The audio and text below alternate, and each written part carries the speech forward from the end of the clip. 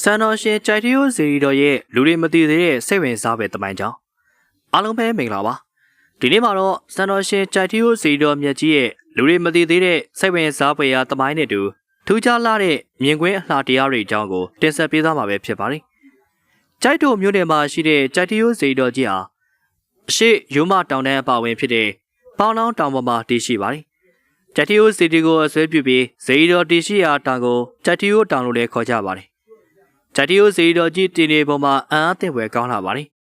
ကြီးမားပြီးမက်ဆောက်လှတဲ့ကြောက်ဆောင်တစ်ခုရဲ့အစွန်းမှာလုံးဘက်ပေ90ခန့်ရှိတဲ့ဦးကောင်းပုံစံကြောက်တုံးကြီးတစ်ခုကပြုတ်ကျလို့ဒီပါတင်ရှိနေတာပါအဆိုပါကြောက်တုံးကြီးရဲ့ပုံမှာတော့ညံတော်15ပေခန့်မြင့်တဲ့ဇေယီတော်ကိုတီးထားပါတယ်ဇေယီတော်တီးရှိရာကြောက်ဆောင်ရဲ့ရင်ပင်တော်ကိုကြောက်တစ်ခုကချားနေခဲ့တာကြောင့်တန်တရာငယ်နဲ့ပေါင်းကူဆက်သွယ်ထားရပါတယ်ဇေယီတော်တီးထားရာကြောက်တုံးကြီးဟာလူတစ်ယောက်ကတွင်းဝင်မြနဲ့လှုပ်ရှားနေပါတယ်ကြိုက်တူဖျားကြီးနဲ့ပတ်သက်တဲ့သမိုင်းကတော့အမျိုးမျိုးကွဲပြားလျက်ရှိပြီးဒီထဲကမှလူများလက်ခံထားတဲ့သမိုင်းကြောင်းတစ်ခုကိုတင်ဆက်ပေးပါရစေ။မဟာတက္ကရာ111ခုနှစ်ရဲ့ဆောင်းရာသီဥတုမှာမြတ်စွာဘုရားရှင်ကိုရောမြတ်ကြီးကသူဝနဘူမိတထုံပြည်ကိုချွတ်ချီတော်မူခဲ့ရမှာတထုံဘရင်တိတ်တာဓမ္မတိဟရာဇာမင်းကြီးနဲ့မူးမတ်ပြည်သူအပေါင်းတို့ကစံကြောင်းတော်မန်းတဲ့ကြီးကိုဆောက်လုပ်လှူဒန်းခဲ့ကြပါတယ်။ဘုရားသခင်ဟာဆိုပါမင်္ဂလာမန္တတော်မှာ9ရက်တိုင်တိုင်စံနေတော်မူစဉ်ဒီချိန်တော်တွင်များစွာသောဝိနည်းတတဝါတို့ကိုတရားတော်အမြိုက်စီတိုက်ကျွေးပြီးတော်မူခဲ့ပါသည်။အဲဒီအချိန်မှာပဲဂေသဂီရီတောင်ကတိတ်တကုမာရယသိဗန္ဒဝဂီရီတောင်ကတိဟကုမာရယသိကုတိနာယုံတောင်ကယသိဒုကမောခတွန်ကလိုင်းတောင်ကဗုဒ္ဓနာယသိဒုကလွန်တောင်ကယသိမဲလန်တောင်ကယသိစုစုပေါင်းရသေး6ပါးတို့ကမြတ်စွာဘုရားရှင်အားဖူးမြင်နဲ့ကြော့ကြပြီးနောက်ဓာတ်တော်မွေတော်တွေချင်းမြင်ပန်းစာပေးရန်အတွက်လျှောက်ထားတောင်းပန်ခဲ့ပါတယ်။ဒါကြောင့်ပဲဘုရားရှင်ဟာရသေးတစ်ပါးကိုစံတော်တဆူစီပေးသနာတော်မူခဲ့တယ်။နောက်ထပ်မကြာမီရက်တွေအတွင်းမှာပဲမုလေးတောင်ကကပ္ပရသေးမုလေးတောင်ကနာရရသေးဝါကရုနယ်လမိုင်းကီလာတတောင်ကရသေးချက်ခမီတောင်ကရသေးကောရခဇောတုကျွန်းကဘလူးညီနောင်2ယောက်ဒိုယွန်းတောင်ကယသိနဲ့ဆောင်းခတောင်ကအလကပ္ပယသိစုစုပေါင်းပုဂ္ဂိုလ်9ဦးတို့ဟာဘုရားရှင်ကိုလာရောက်ဖူးမြော်ခဲ့ကြတာကြောင့်စံတော်တဆူစီထပ်မံပေးသနာတော်မူခဲ့ပါတယ်။တိတ္တဓမ္မတိဟရာဇာမင်းကိုလည်းစံတော်နှစ်ဆူချင်းဖြင့်ပေးသနာတော်မူခဲ့ပါတယ်။ဒုက္ခမခလွန်ကလိုင်းတောင်ကဗုဒ္ဓညာနာယသိဒုက္ခလွန်တောင်ကယသိနဲ့ကုတိနာယုံတောင်ကယသိတို့ဟာမိမိတို့ရရှိထားတဲ့စံတော်ဓာတ်တော်တွေကိုထာပနာခြင်းမပြုကြဘဲသိသိထားကြပါတယ်။ကာလတန်ကြာတဲ့အခါမှာဒုက္ခလွန်ယသိနဲ့ကုတိနာယုံယသိတို့ဟာအိုမေမဆန်းဖြစ်ပြီးအနာရောဂါလည်းဆွဲကပ်လာခဲ့တာကြောင့်မကွယ်လွန်မီချိန်မှာမိမိတို့ရရှိထားတဲ့စံတော်တွေကိုဗုဒ္ဓညာနာယသိအားပေးအပ်ခဲ့ကြပါတယ်။ဗုဒ္ဓနာယသိဟာစံတော်ဓာတ်တော်၃စုကိုမပြောင်းမပြည့်ရလေအောင်မိမိရဲ့စံကြယ်အတွင်းမှာစီးနှောင်ထားပါတယ်။နှစ်ကာလတန်ကြာလာတဲ့အခါမှာအနာရောဂါနှိမ့်ဆက်လာရတဲ့ယသိကြီးဟာတကယ်လို့များ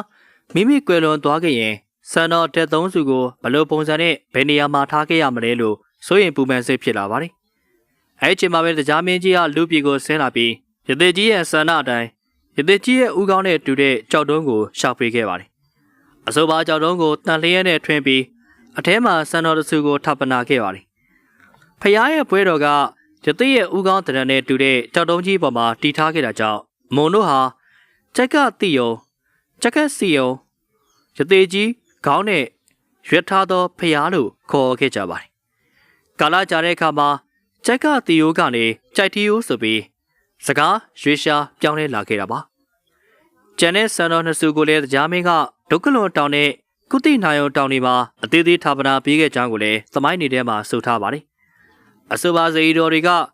ကေလာတာနဲ့ကုတိနာယုံရဲလို့ထင်ရှားပါတယ်။ကြိုက်တူဘုရားရဲ့ရင်မြင်တော်ပေါ်ကနေမြင်ရတဲ့ရှုခင်းဟာအင်မတန်မှတာယာလှပါတယ်။အနောက်ဘက်စီကိုလှမ်းမြော်ကြည့်လိုက်မယ်ဆိုရင်စစ်တောင်းမြစ်ကိုကျော်လွတ်ပြီးပဲခူးရွှေမော်တော်ဇေယီတော်ကြီးကိုဖူးမြင်နိုင်ပါတယ်။ကြိုက်တီယိုဇေယီတော်စီကိုတက်ရောက်နိုင်မဲ့လမ်းသွယ်ရှိပါတယ်။လမ်းသွယ်ကစစ်တောင်းရွာကတက်ရတဲ့လမ်းဖြစ်ပြီးကြံသွယ်ကတော့ကြိုက်ထိုမျိုးကနေမော်တော်ကားနဲ့9မိုင်ခန့်ကွာဝေးတဲ့ကဲမော်စကန်ကတက်ရတဲ့လမ်းဖြစ်ပါတယ်။ဒုတိယလမ်းဟာဒီနေ့ခေတ်ဖျားဖူးတွေအသုံးပြုနေတဲ့လမ်းပဲဖြစ်ပါတယ်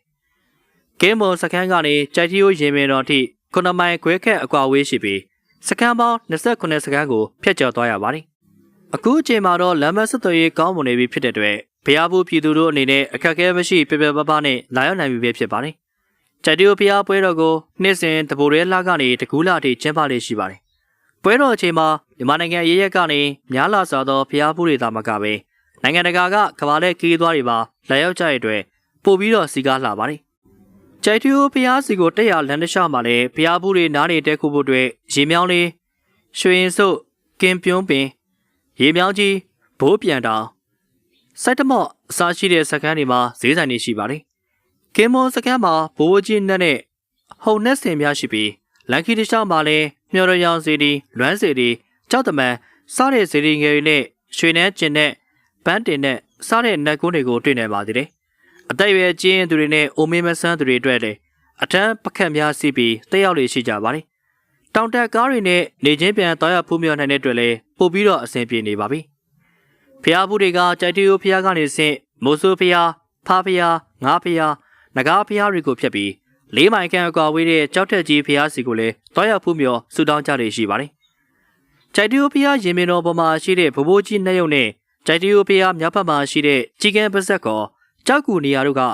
ဖျားဘူးတွေဆူတောင်းဒိဋ္ဌံပြူရင်အမွေးနှစ်သာပတ်ဖြန်းခြင်းပတ်စံပြစ်တဲ့ခြင်းများပြုလုပ်ကြတဲ့လူစီကားရနေရာပဲဖြစ်ပါတယ်။အခုအချိန်မှာတော့ကြိုက်တီယိုဖျားကနေတစ်ဆင့်ရသေးတောင်စမတောင်ဝိစာတောင်ရေတကုံများစီကားလမ်းဖောက်လို့ပြီးတွားရလာရတာပုံမအဆင်ပြေသွားပြီဖြစ်ပါတယ်။ငယ်ရွယ်သူတို့အတွက်ကတော့ပဝန်းကျင်လှတရားတွေကိုလေ့လာရင်းအုပ်စုလိုက်အခြေချင်းခီးနဲ့ကြိုက်တီယိုဖျားကိုတွားရဖူးမြော်ရတာကပိုပြီးပျော်စရာကောင်းလာပါတယ်။ခင်းမို့စကန်ကနေကြိုက်တီယိုဖျားစီကိုခြေတင်တက်မယ်ဆိုရင်စကန်ပေါင်း39ခုကိုဖြတ်သန်းသွားရပါတယ်။ခီးဟာ9မိုင်ခွဲခန့်ရှိပြီးပုံမှန်တက်နိုင်သူတွေအတွက်ကတော့အချိန်3နာရီကနေ4နာရီခန့်ထိကြာမြင့်နိုင်ပါတယ်။ဒါကတော့ကြိုက်တီယိုစီတော်မြက်ကြီးရဲ့တမိုင်းအကြောင်းနဲ့တူလှပတဲ့ပဝန်းကျင်ရှုခင်းများနဲ့တူတွားရောက်လေးလာတဲ့နေရာတွေအကြောင်းကိုဘုသူဒ္ဓအနေနဲ့မျှဝေတင်ဆက်ပေးရခြင်းဖြစ်ပါတယ်ခင်ဗျာ။